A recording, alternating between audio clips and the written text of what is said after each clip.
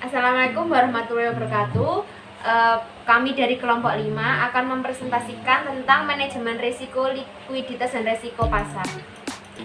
Nah, yang pertama yaitu pengertian risiko likuiditas. Likuiditas adalah kemampuan manajemen suatu lembaga keuangan dalam menyediakan dana yang cukup untuk memenuhi kewajiban setiap saat. Nah, sebab-sebab terjadinya risiko likuiditas yaitu pada saat perusahaan mengalami risiko likuiditas ada beberapa sebab yang melatar belakanginya. Yang pertama yaitu utang perusahaan yang berada pada posisi extreme leverage, yang berarti utang perusahaan sudah berada dalam kategori yang membahayakan perusahaan itu sendiri.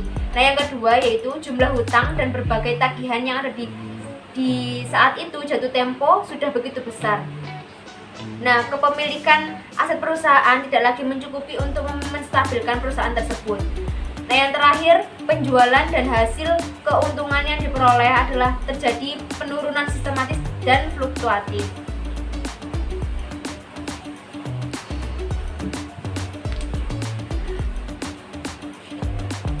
Manajemen likuiditas, ada 4 macam teori likuiditas, yaitu yang pertama komersial loan teori. Teori ini beranggapan bahwa bank hanya boleh memberikan pinjaman dengan surat dagang jangka pendek yang dapat dicairkan dengan sendirinya, atau self liquidating.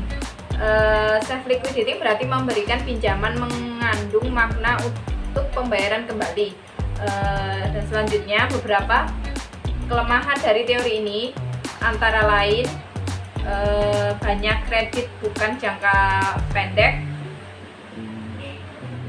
Bisik rek, aku sumpah.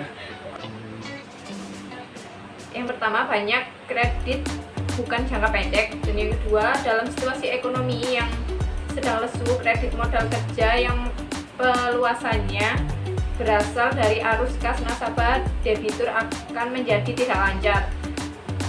Kemudian, kredit jangka pendek dapat menjadi jangka panjang melalui perpanjangan waktu secara terus-menerus.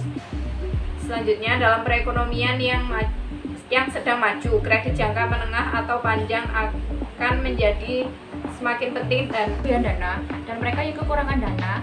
Penempatan posisi ini tuh menyebabkan banyak pihak menjadi perbankan sebagai bagian yang tidak dapat dipisahkan dalam ruang lingkup kerja dan aktivitas bisnis mereka. Artinya, secara otomatis perbankan terseret dengan sendirinya untuk masuk ke dalam risiko pasar. Lalu di sini ada faktor-faktor yang mempengaruhi terjadinya gejolak harga pasar ya. Jadi menurut Mas Yudha Ali itu ada 6 faktor. Jadi faktor yang pertama itu faktor fundamental ekonomi. Lalu yang kedua itu terjadinya peristiwa besar dalam ekonomi. Lalu yang ketiga itu campur tangannya finansial authorities. Lalu yang keempat itu periambangan kekuatan permintaan. Yang kelima itu likuiditas pasar. Terus yang terakhir itu suburnya kegiatan arbitrage. Terus kita membahas yang terakhir ya, ini teknik pengukuran risiko pasar. Jadi di sini tuh ada 3. Jadi yang pertama itu penerapan harga berdasarkan biaya. Jadi suatu strategi itu penetapan harga, di mana harga ditentukan berdasarkan jumlah biaya satuan produk yang dikeluarkan ditambah dengan keuntungan yang diharapkan. Lalu yang kedua itu penetapan harga berdasarkan harga kompetitor ya. Jadi penetapan harga ini tuh dilakukan menggunakan harga kompetitor sebagai referensi, di mana dalam pelaksanaannya lebih cocok untuk produk yang standar dengan kondisi pasar oligopoli. Nah, oligopoli sendiri itu adalah fase di mana penawaran satu jenis barang dikuasai oleh beberapa perusahaan. Umumnya jumlah perusahaan lebih dari 2, tetapi kurang dari 10. Lalu yang ketiga adalah pendekatan harga berdasarkan permintaan. Jadi pada analisis ini ya, konsumen diminta untuk memberikan pernyataan di mana konsumen merasa harganya murah atau bisa jadi terlalu murah juga, terasa mahal dan terlalu mahal, dan dikaitkan dengan kualitas yang diterima. Seperti itu. Jadi sekian dari presentasi kami. Mohon maaf kalau ada salah kata. sekian. Wassalamualaikum warahmatullahi wabarakatuh. Alright.